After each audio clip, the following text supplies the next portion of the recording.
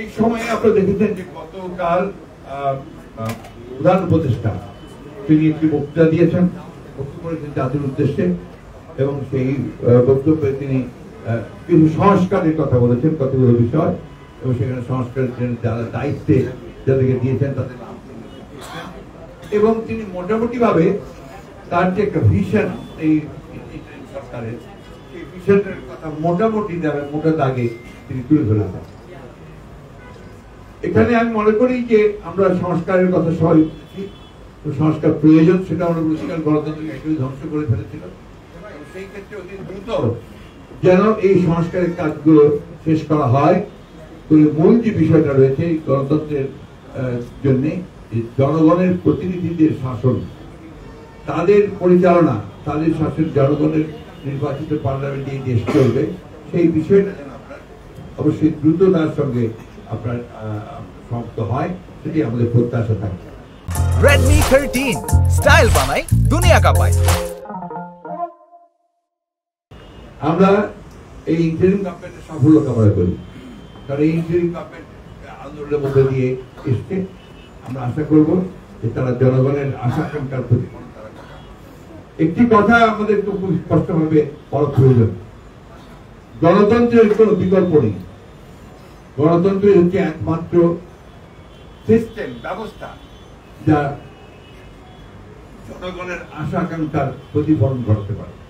সেই জন্যই গণতান্ত্রিক রাষ্ট্র ব্যবস্থা, ধরনের সহজ ব্যবস্থা, গণতান্ত্রিক প্রতিষ্ঠানগুলোকে তৈরি করা হচ্ছে আমাদের সবচেয়ে বড় গুরুত্বপূর্ণ কাজ। কিন্তু সেই কাজটাও জনগণের অংশীদার থাকতে হবে। জনগণ কি চায়, জনগণ কিভাবে জিনিসটা দেখতে চায়, সেই বিষয়টা থাকতে হবে। আমরা আশা করব যে বর্তমান যে গভর্নমেন্ট আছে তারা সেটা উপলব্ধি করবেন, তাদেরকে যাদেরকে দায়িত্ব দেওয়া আছে তারা তাদের দায়িত্ব সুচারুভাবে পালন করবার চেষ্টা করবেন, এবং জনগণ যেন উপকৃত হয় সেই প্রত্যাশাই আমাদের থাকবে। আমি বক্তব্য দীর্ঘ করতে চাই না।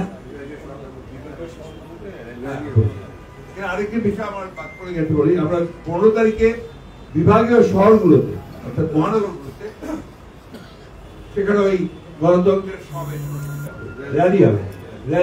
আপনারা মানুষ আছেন, তারা সবাই একযোগে ঐক্যবদ্ধ হয়ে এই ধরনের প্রবণতাকে তারা নস্যাৎ করে দেবেন, তারা প্রতিরোধ করে তুলবেন, এবং কোন ব্যক্তি কোনোভাবেই বাংলাদেশের অর্জিত যে আপনার সাফল্য সেটাকে বিনষ্ট করতে না পারে। এই কথাগুলোকে খুব গুরুত্ব সহকারে আমাদেরকে নিতে হবে। এবং একই সঙ্গে আমরা সবাইকে অনুরোধ করবো যে এই শিল্প কারখানাগুলোকে চালু রাখার ক্ষেত্রে আমরা বিশেষ করে বিএনপি নেতা কর্মীরা যে যেখানে আছি আমাদের সর্বাত্মক সহযোগিতা করতে হবে। এটা আপনার খুব স্বাভাবিকভাবে এটা হতে পারে। আপনাকে আমরা বলছি, আপনার একটা অভ্যুত্থান যখন হয়, একটা বিপ্লব যখন হয়, তখন it's not a bed of roses, সুমাস্তীর্ণ নয়। এই অর্ডসগুলো, সংস্করণগুলো যেগুলো আছে সেগুলোকে পেরিয়ে কাজ করতে হয়। ওই জন্য ধৈর্যটা আমাদেরকে ধরতেই হবে, এবং মানুষকে সেটা কোঅপারেট করতে হবে, সহযোগিতা করতে হবে।